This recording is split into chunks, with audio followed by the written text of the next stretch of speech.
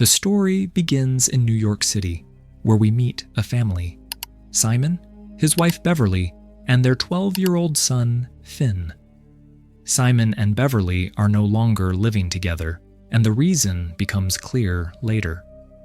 Simon works in house flipping, and he is about to repair an old farmhouse in Vermont. Beverly wants Finn to stay with Simon for a while because she found out Finn had been viewing inappropriate content on his computer. Since then, he has been acting rude, and Beverly needs some space to calm things down. Before they leave, Beverly reminds Simon about Finn's routine: when to eat and when to sleep. She only wants Finn to stay safe, and Simon doesn't argue much with her. Next, we see Simon and Finn driving to Vermont. Their bond is friendly. Simon treats him more like a buddy than a strict parent, unlike Beverly. When they arrive, the house looks beautiful. Finn then learns that Simon actually bought the place himself instead of repairing it for someone else. He admits he didn't tell Beverly the truth, but he tells Finn they'll renovate the house and sell it. Simon gets a call saying an electrician will come soon, so he decides to leave the bulkhead unlocked for him. Near the house, there's a pond where father and son talk for a bit. Finn is still upset with his mother for checking his computer and invading his privacy. Inside the house, Finn jokes about whether anything scary ever happened there, but Simon says nothing unusual has happened. No one has lived in the house for a long time, so fixing it will take a lot of work. Simon even prepared a room for Finn and placed many of his things there. Simon tells Finn he prepared the room to make him feel comfortable, but Finn stays quiet. They both go down to the basement and suddenly spot a man, which startles them. The man is Louis, an electrician who came to fix the wiring. He also gets scared seeing them, but soon they clear the confusion. Louis explains that the wires look like someone intentionally cut them, which surprises Simon. Louis suggests it might be a prank by kids, but promises to repair everything. Still, Simon notices Louis seems uncomfortable in this house. Louis then says he doesn't know what the sellers told Simon, but long ago a woman lived here. She was someone people found strange, and local kids used to call her a witch. Every place has its own stories, but this one wasn't a pleasant one. Louis doesn't want to continue the story because Finn is still young, but Simon insists it's fine. Louis explains that before he was born, things were normal here. But later, the husband and son of the woman who lived in this house were found lifeless in a farmhouse. Rumors spread that she was responsible, though Louis isn't sure if that was true. What he remembers clearly is that the woman enjoyed frightening people. He says she had a way of getting into people's minds. Even his mother was scared of her and tried to keep him safe. Louis recalls that the woman always sat by the window, silently watching everything. One summer, they noticed she hadn't moved for days. When someone finally checked, they learned she had actually passed away weeks earlier. The report said it was due to heart failure. Finn then realizes Louis still hasn't said her name. Louis hesitates, then finally reveals it. Her name was Lydia. Louis ends his story there. That night, while Finn is brushing his teeth, he sees Simon taking medicine. When Finn asks, Simon explains he has a small issue in his heart, something he discovered last year. Finn jokingly asks if it could be dangerous, and Simon laughs, saying it's less risky than an asteroid hitting them in their sleep. Simon tells Finn he can sleep in his room if he wants, but Finn chooses his own room. Before leaving, Simon says he'll keep his door open. Finn tries to act brave, but he barely sleeps and hears strange sounds from behind the walls. The next morning, they find a dead crow stuck inside the chimney and remove it. father and son continue fixing the house together. Later in the evening, while Simon installs a light bulb, he feels like he saw someone. He checks with a lamp, but finds no one. Finn notices his father acting strange and asks what happened. Simon avoids answering, but Finn quietly admits he saw a shadowy glimpse of the woman in the mirror. Instead of ignoring him, Simon checks the mirror himself. Simon asks Finn if he wants to leave the house, but Finn insists he isn't scared. He only pretends to be brave. During the night, he sleeps with his door open and a lamp switched on. The next morning, he hears Simon's voice calling him, and then the voice starts saying strange things.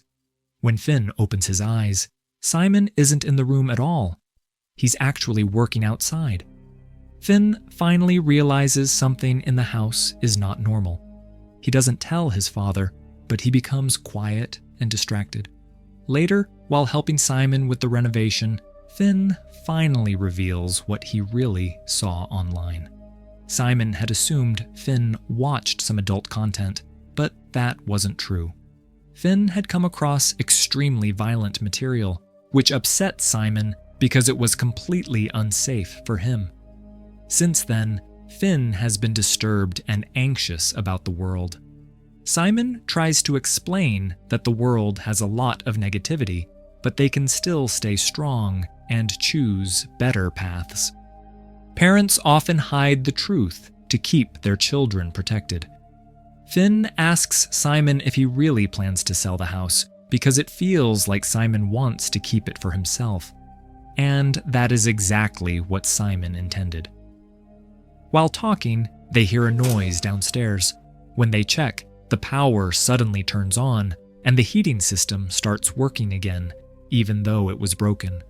Simon feels relieved, but Finn gets uneasy and asks how everything switched on by itself. Simon tries to distract him by suggesting they go out to eat. Upstairs, Finn grabs his jacket but freezes in fear. He sees someone sitting by the window. He calls Simon, and Simon also sees the figure. Both are shocked, unable to believe what they're looking at. On the chair sits Lydia, completely still. Simon tells Finn to stay back, and he slowly steps forward. Finn pulls out his phone, but the camera doesn't show Lydia's spirit. He tells Simon to say her name. When Simon speaks it, Lydia opens her eyes and stands up, making both father and son panic and run. As they escape, Lydia's spirit echoes the word, "stay," but they rush out and finally reach a restaurant to catch their breath and calm down. Simon had no idea how to handle the situation, but protecting Finn was his first priority. He called Beverly and told her he was sending Finn back. He didn't mention Lydia or the house because he knew no one would believe him. Finn didn't want to return to his mother, but after Simon calmly explained, he agreed. Simon then told Finn that he would stay behind and fix the house. He promised he would only work there during the daytime and spend nights in a hotel, so Finn wouldn't need to worry. Finn warned him that Lydia didn't want them to leave and that she wanted them to stay in the house. Simon joked to lighten the mood, saying that made things easier for him. That night, both of them stayed at Lewis's place for safety. Lewis tells Finn that he was the one who cut the power to the house. He didn't want the electricity to come back because it gives Lydia extra strength. He realized this the day he first saw her inside the house. After that, Lewis started sleepwalking and waking up in random places without remembering how he got there. Cutting the power made his condition improve. That's why, when the electricity turned back on, Simon and Finn also saw Lydia. Lewis warned Simon to stop working on the house. But Simon refuses. He says he's fixing the place for Beverly, hoping his family can come back together. He doesn't want to give up because he wants to do something good for his family, at least once in his life. Lewis gives Simon a final warning. The more he repairs the house, the stronger Lydia becomes, because the house is her source of power. The next day, Simon sends Finn back to his mother and returns to the house alone. He checks every corner and starts working again. While Simon is fixing things near the shed, he suddenly sees Finn, who says he got off the bus right after leaving. Simon is upset, but doesn't scold him. Deep down, he's relieved he's not alone anymore. As they continue working, Simon notices Finn looking sad and asks what's on his mind. Finn quietly says he loves him a lot, but feels Simon always keeps him and Beverly at a distance. Simon becomes emotional and admits he's been scared of losing them, and that fear pushed him away. He hugs Finn tightly. Just then, Beverly calls, and Finn asks him not to pick up the phone. When Simon talks to Beverly, he is shocked because she tells him that Finn has safely reached home, but he has been very quiet. Hearing this, Simon becomes confused, so he calls Finn directly to confirm. Finn answers, and to avoid scaring him, Simon doesn't mention anything about what's happening. The truth is terrifying. The one sitting beside Simon is not Finn at all, but Lydia taking the form of his son. This realization is emotionally painful and deeply frightening. Right after ending the call, Simon runs out of the house. Lydia chases him, shouting, "Stay!" Simon reaches his car, but the keys were left inside the house. With no choice, he runs toward Louis's home. Simon begs Louis for help, but Louis, who is drunk, says he can't help. When Simon asks why, Louis answers, "Because you're still inside that house."